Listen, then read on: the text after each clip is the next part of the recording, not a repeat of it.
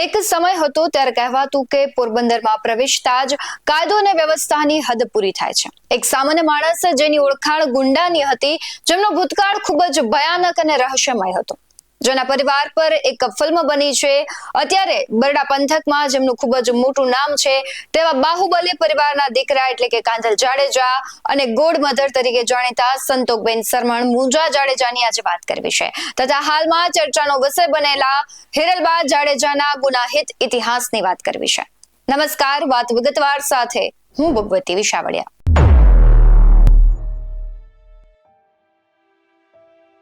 પોરબંદરનો ઇતિહાસ તપાસો એટલે મુખરે નામ આવે સંતોકબેન સરમણભાઈ જાડેજા અને અત્યારે કાંધલ જાડેજા. આમ તો પોરબંદરનો ઇતિહાસ પહેલેથી જ લોહિયાળ રહ્યું છે અને આજે વાત કરવી છે આ મેર પરિવારની મહિલાઓની દબંગાઈની. સૌરાષ્ટ્રના દબંગ નેતા કાંધલ જાડેજાનો રાજકીય અને કૌટુંબિક ઇતિહાસ ખૂબ જ મોટો છે. કાંધલ જાડેજાના પિતા સરવણ મુંજા જાડેજા અને તેમના માતા સંતોકબેન જાડેજા પણ સૌરાષ્ટ્ર સહિત ગુજરાતભરમાં ખૂબ મોટી નામના ધરાવે છે. સૌરાષ્ટ્રમાં આવો એમાંય તમે બરડા પંથકમાં જાઓ અને મહેમાન ગતિ માણો તો તમને ખબર પડે કે મેર જ્ઞાતિ શું છે. મેર જ્ઞાતિમાં જન્મ લેનાર સરવણ જાડેજાનો જન્મ પોરબંદર જિલ્લાના કડચ ગામના નાનકડા પરિવારમાં થયો અને તેથી જ આ પરિવાર સાથે કડછા નામ પણ જોડાયું છે.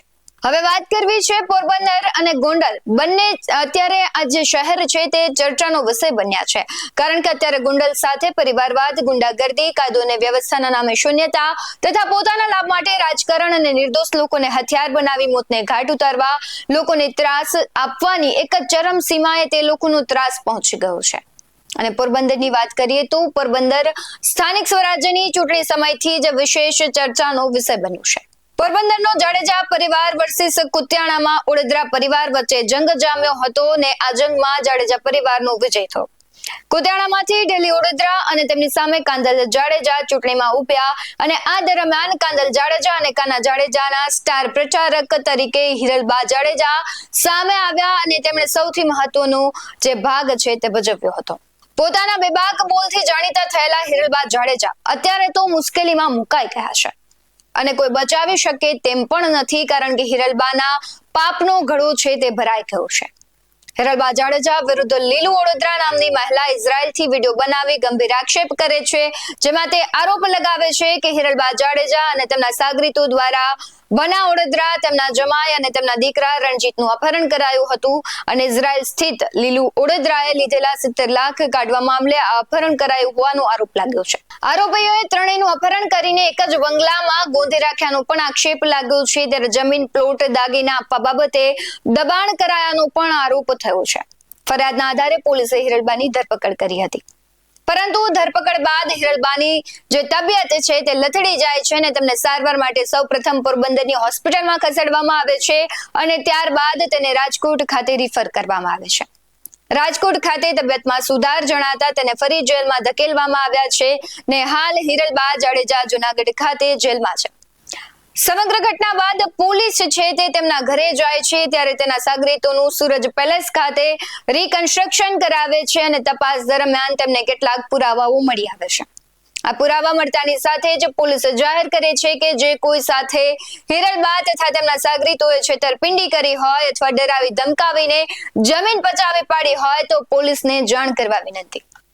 ત્યારબાદ બેખોફ થઈ લોકો તેમના વિરુદ્ધમાં ફરિયાદ નોંધાવી રહ્યા છે. ત્યારે હિરલબાની માઠી બેઠી હોય કે શું હોય તેના વિરુદ્ધ વધુ એક ગુનો નોંધાય છે. હિરલબા જાડેજા વિરુદ્ધ વધુ એક કેસનો સકંજો કસાયો છે ને જેમાં હિરલબા જાડેજા સહિત 6 શખ્સો વિરુદ્ધ ફરિયાદ બાદ સાયબર ક્રાઇમ પોલીસ મથકમાં છેતરપિંડી સહિતની કલમો હેઠળ ગુનો દાખલ થયો અને ફરિયાદમાં લાખો રૂપિયાની છેતરપિંડીના ગંભીર આરોપ થયા છે. આ મામલે સાયબર ક્રાઇમે વધુ તપાસ હાથ ધરી છે અને જે વિગતો સામે આવી રહી છે તેની વાત કરીએ તો પોરબંદર જિલ્લાના કુતિયાણાના એમએલએ એટલે કે કાંધલ જાડેજાના કાકી જે હિરલબા છે તે ફરી વખત ચર્ચામાં આવ્યા છે, કારણ કે તે એક પછી એક નવા કેસમાં સંડોવાયેલા જોવા મળે છે. જે પ્રમાણે હિરલબા સહિત 6 શખ્સો વિરુદ્ધ સાયબર ક્રાઇમ પોલીસ મથકમાં ફરિયાદ નોંધાય છે છેતરપિંડીની. તેમાં વિવિધ કલમો હેઠળ ગુનો દાખલ કરાયો છે અને ફરિયાદમાં કુલ 14 પૈકી 10 ખાતામાં એક જ સરનામું તેમજ આ બેંક ખાતાઓનો ઉપયોગ સાયબર ફ્રોડ માટે થતો હોવાનો આરોપ કરાયો છે. આ ઉપરાંત ગુજરાત, કર્ણાટક, યુપી અને તમિલનાડુમાં દાખલ થયેલા 7 અલગ અલગ ફરિયાદમાં ભોગ બનનારે ગુમાવેલ લાખો રૂપિયાના ટ્રાન્ઝેક્શનનો ખુલાસો પણ આ ફરિયાદમાં કર્યો છે. જાડેજા સહિત હિતેશ ઓડેદરા, પાર્થ સોંગેલા, મોહન વાજા, અજય ચૌહાણ તથા રાજુ મેર સામે પોરબંદર સાયબર ક્રાઇમ પોલીસ સ્ટેશનમાં ગુનો દાખલ થયો છે અને આ મામલે જ સાયબર ક્રાઇમે વધુ તપાસ હાથ ધરી છે. નોંધનીય બાબત છે કે અગાઉ પણ હિરલબા જાડેજા સહિત તેમના સાગરીતો વિરુદ્ધ અપહરણ અને ખંડણીના આરોપ લાગ્યા છે અને તે હેઠળ કેસ તો ચાલુ જ રહ્યો છે અને તે હજુ પણ જે જેલવાસ છે જે ભોગવી રહ્યા છે, જે હેઠળ હિરલબાની ધરપકડ કરવામાં આવી હતી અને હવે વધુ મામલો છે તે ગરમાયો છે. સમગ્ર મામલે પોલીસે પ્રેસ કોન્ફરન્સ કરી હતી અને માહિતી આપી હતી, તેના પર નજર કરીએ. ગુનો દાખલ કરવામાં આવ્યો છે. આ ગુનાની હકીકત મુજબ પોરબંદર શહેરની અંદર કેટલાક બેંક એકાઉન્ટનો દુરુપયોગ કરી અને અલગ અલગ રાજ્યોમાં સાયબર ફ્રોડની રકમ આ એકાઉન્ટમાં મેળવી અને એક મોટું સાયબર ફ્રોડ આચરવામાં આવેલું છે. આ અંગેનો એક ગુનો દાખલ કરવામાં આવેલો છે. આ ગુનાની વિગત મુજબ પોરબંદરમાં કોટક મહિન્દ્રા બેંકની અંદર હિરલબા જાડેજા અને એના અન્ય સાથીદારોએ કેટલાક નાના માણસોના બેંક એકાઉન્ટ ખોલાવી અને આ એકાઉન્ટની અંદર દેશના અલગ અલગ રાજ્યોમાં જે સાયબર ક્રાઇમ થઈ રહ્યો છે એ સાયબર ક્રાઇમ દ્વારા મેળવેલી રકમ આ એકાઉન્ટમાં મેળવી અને પોતાને મળતિયા માણસો મારફત આ રકમ ઉપાડી અને સાયબર ક્રાઇમની જે દેશ લેવલની જે સિન્ડિકેટ છે એના ભાગરૂપે આ એક ગંભીર પ્રકારનો ગુનો આચરેલો છે. જેથી આજે હિરલબા ભુરાભાઈ જાડેજા અને એના અન્ય સાગરીતો હિતેશ ભીમાભાઈ ઓડેદરા, પાર્થ સોંગેલા, મોહન રણછોડ વાજા, અજય મનસુખ ચૌહાણ અને રાજુ મેર, આમ 6 લોકો વિરુદ્ધ અમે આઈપીસીની કલમ 411, 413, 420, 120B અને આઈટી એક્ટની કલમ 66D મુજબનો ગુનો રજીસ્ટર કરેલો છે અને આ ગુનાની તપાસ અમારા સાયબર પીઆઈ ચૌધરી છે એ હાલમાં કરી રહેલા છે.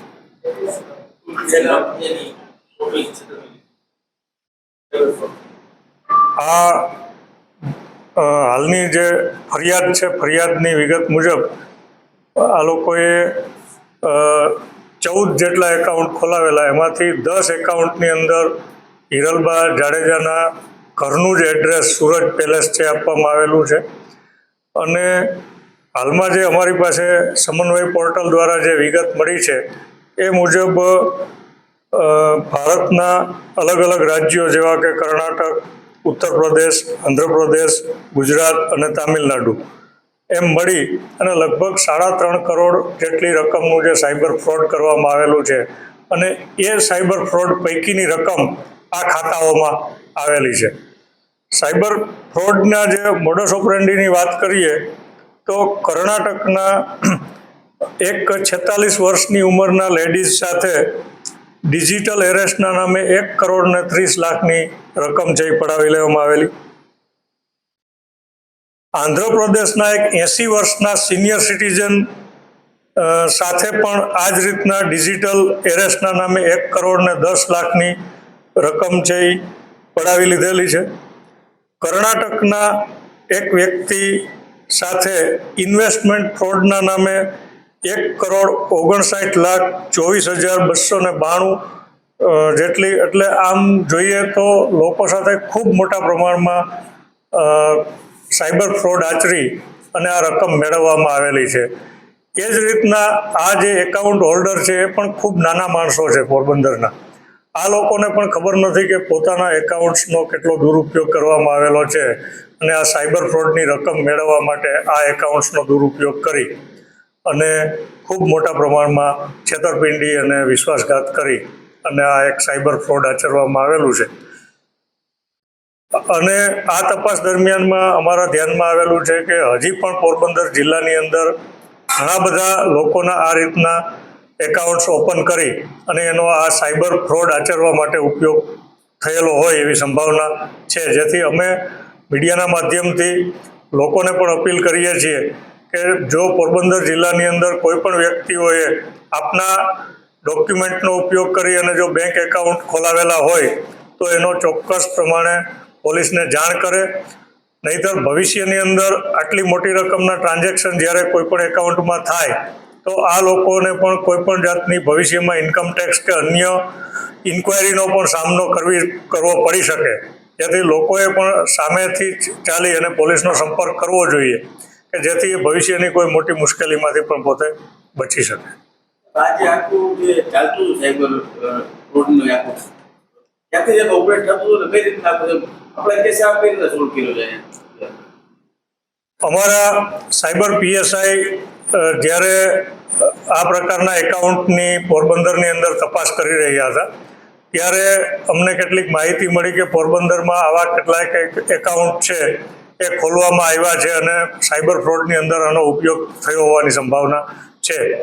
ભારત સરકારનું એક સમન્વય પોર્ટલ છે, અમારા પીએસઆઈએ સમન્વય પોર્ટલની ઉપર જ્યારે આ એકાઉન્ટ બાબતમાં સર્ચ કરી ત્યારે અમને આ માહિતી મળી કે પોરબંદરના પણ આ 5 જેટલા એકાઉન્ટ છે એનો ભારતના અલગ અલગ સાયબર ફ્રોડ આચરવામાં ઉપયોગ થયેલો છે અને આ એકાઉન્ટની અંદર આ મોટી રકમ છે એ જમા કરાવવામાં આવેલી છે.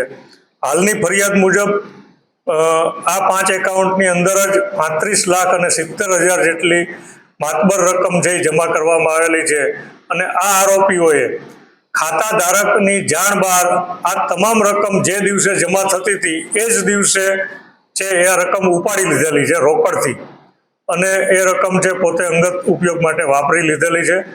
જે મૂળ ખાતા ધારક છે એને આમાંથી એક પણ રૂપિયો પણ આપવામાં આવેલો નથી. આ લોકો કઈ રીતે ક્યાંથી ઓપરેટ કરતા, કોઈને ફોન કોલ કરતો હોય, આ લોકો આરોપી છે એ રીતે ગમે કોઈ માણસો દ્વારા કરતા હતા અને કેટલા સમયથી આ ચાલતું? અમે જે આરોપીઓ છે અને આની અંદર જે સાયબર ફ્રોડ થયેલું છે એ તમામ મોબાઈલ નંબરોની CDR અને એના IPDRના ડેટા પણ અમે આ તપાસની અંદર મેળવી રહ્યા છીએ. એટલે આરોપીઓ અન્ય કોની સાથે સંપર્કમાં હતા, આ સાયબર ક્રાઇમનું જે રેકેટ છે એ પોરબંદરમાંથી જ ચલાવવામાં આવતું હતું કે અન્ય કોઈ ઇસમો પણ આની અંદર સંડોવાયેલા છે, આ તમામ બાબતોની તપાસ છે આ ગુનાના ઇન્વેસ્ટિગેશનમાં કરવામાં આવે. હિરલબા જાડેજા જ નહીં પરંતુ કાંદલ જાડેજાના ભાઈ કાના જાડેજાની મુશ્કેલીમાં પણ વધારો થયો હતો, કારણ કે તેમની વિરુદ્ધ પણ અરજી કરવામાં આવી હતી, જેમાં કાના જાડેજા અને તેમના માણસો દ્વારા એક જમીન પચાવી પાડવાના આક્ષેપો લગાવવામાં આવ્યા છે. જેમાં પીડિતા દેવીબેન જીવા મોઢવાડિયા દ્વારા એવું ઉલ્લેખ કરવામાં આવ્યો છે કે કાના જાડેજા અને તેના માણસો દ્વારા ડરાવી ધમકાવી અને બંગલે લઈ જઈ તેના પૈસા પરત લઈ લેવામાં આવ્યા છે. હિરલબા જાડેજા વિરુદ્ધ લંડનથી પણ ઓનલાઈન ફરિયાદ નોંધાઈ છે, જેમાં હિરલબા જાડેજા પર ભૂરા મુંજાની પૂર્વ પત્નીને મારીને કાઢી મૂકવા અને મિલકતમાંથી બરતરફ કરવાના આક્ષેપો લાગ્યા છે. પોલીસ તપાસ પૂરજોશથી કરી રહી છે ને આ કેસ છે એમાં અનેક સત્યો બહાર આવશે અને હિરલબાની મુશ્કેલી દિવસે ને દિવસે વધી રહી છે તેમાં કંઈ શંકાને સ્થાન નથી. પણ હવે જે કિસ્સાઓ સામે આવે છે તેના મૂળ વિશે વાત કરવી છે, કારણ કે તેના મૂળ ખૂબ જ ઊંડા છે. આજકાલથી જ નહીં પરંતુ જાડેજા પરિવારની જે મહિલાઓ છે ઇતિહાસમાં પણ રોફ જમાવતી નજરે ચડે છે. વર્ષો પહેલાથી જ આ મહિલાઓ ગેંગની લીડર છે. જ્યારે કાંદલ જાડેજાના પિતા સરમણ મુંજા જાડેજાનું અવસાન થયું ત્યારબાદ તેની ગેંગનું નેતૃત્વ કાંદલ જાડેજાના માતૃશ્રી સંતોકબેન જાડેજા કરતા અને તે ગોળ મધર તરીકે તે જાણીતા પણ થયા હતા. તેના પર ફિલ્મ બની હતી અને હવે હિરલબા ગેંગ લીડર બન્યા છે. પણ આ મહિલા લીડરના કારોબાર ખૂબ જ મોટા અને ખોટા છે. આ બધા જ ખુલાસાઓ ઇઝરાયલની મહિલા લીલુબેને હિંમત કરી ત્યારબાદ બહાર આવ્યા છે. હજુ પણ લોકો તેમના વિરુદ્ધ ફરિયાદ નોંધાવી રહ્યા છે. હજુ પણ મોટા ઘટસ્ફોટ થઈ શકે અને પોલીસ હવે શું કાર્યવાહી કરે છે તેના પર સૌની નજર રહેશે. ત્યારે સત્ય સામે આવશે તો હિરલબાની મુશ્કેલી પણ હજુ વધી શકશે અને નિર્દોષ લોકોને ન્યાય મળશે.